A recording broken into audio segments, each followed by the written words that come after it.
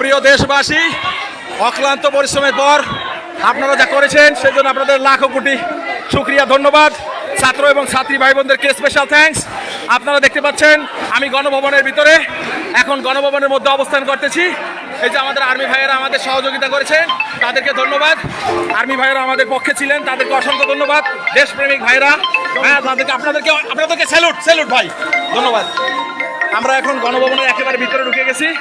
এই যে গণভবনের ভিতরে সবাই সব কিছু নিচ্ছে, আমি কিছু নিচ্ছি না। আমার চিন্তা যে আমি একটু করতে আসছিলাম, দেখি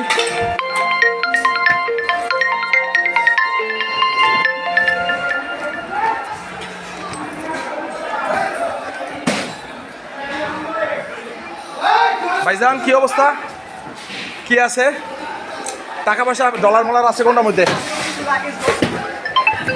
কোনটার মধ্যে কি আছে আল্লাহ জানে। আচ্ছা আমি দেখতেছি, দেখে জানাইতেছি। খালি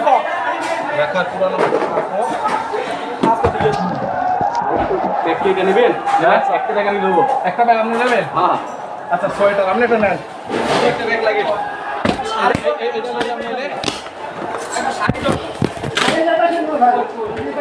এই যা ভাই, টাকা পয়সা কোনটার মধ্যে?